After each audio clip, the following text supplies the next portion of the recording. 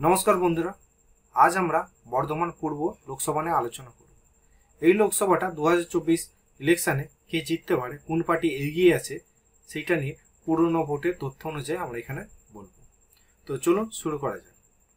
এই লোকসভাটা 7টা বিধানসভা নিয়ে গঠিত। কি কি হচ্ছে? রায়না, জামালপুর, কালনা, মেমারি, পূর্বস্থলী দক্ষিণ আর পূর্বস্থলী উত্তর আর কাটোয়া। এই 7টা বিধানসভার মধ্যে যারা এগিয়ে থাকবে এই লোকসভাটা তার দখলেই যাবে।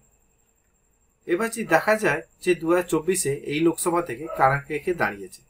সিপিএম থেকে নীরব খান, টিএমসিপি থেকে ডক্টর শর্মিলা সরকার, বিজেপি থেকে অসীম কুমার সরকার, সিপিআই থেকে সজল কুমার দে আর বিএসপি থেকে মুকুল বিশ্বাস।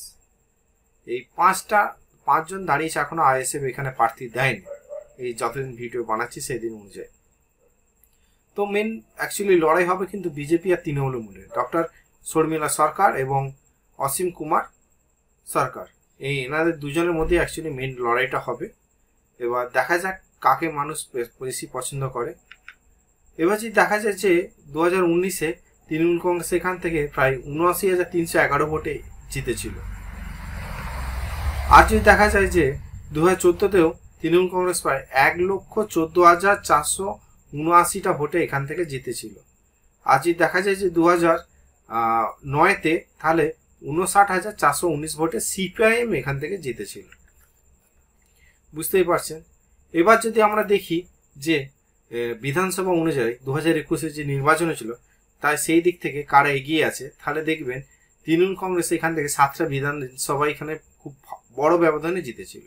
যেমন রায়না থেকে প্রায় 18,205 ভোটে জেতে, জামালপুর থেকে 17,971 ভোটে, কালনা থেকে 7,478 ভোটে, মেমারি থেকে 23,078 ভোটে এবং পূর্বস্থলী দক্ষিণ থেকে 17,430 ভোটে এবং পূর্বস্থলী উত্তর থেকে 6,706 ভোটে আর কাটোয়া থেকে 9,155 ভোটে। এই সব মিলে যে 7টা বিধানসভা থেকে দেখা যায় প্রায় তৃণমূল কংগ্রেস 2,56,899 ভোটে এগিয়ে আছে। বুঝতেই পারছেন অনেকটা এগিয়ে আছে। এই রিকভারিটা কভার করা খুবই দরকার আছে যদি বিজেপি বা অন্য কোনো পার্টি এখানে জিততে চায়।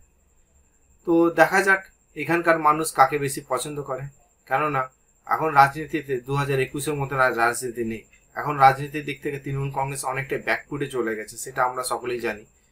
তো দেখা যাক বিজেপি এখানে কতটা ড্যামেজ কন্ট্রোল করে এখানে জিততে পারে, সেটাই দেখা যাবে। আপনার কি মনে হয় এখান থেকে কোন পার্টি জিততে পারে? কমেন্ট করে জানাবেন। আর ভিডিওটা ভালো লাগলে শেয়ার করবেন। জয় হিন্দ, বন্দে মাতরম, জয় শ্রীরাম।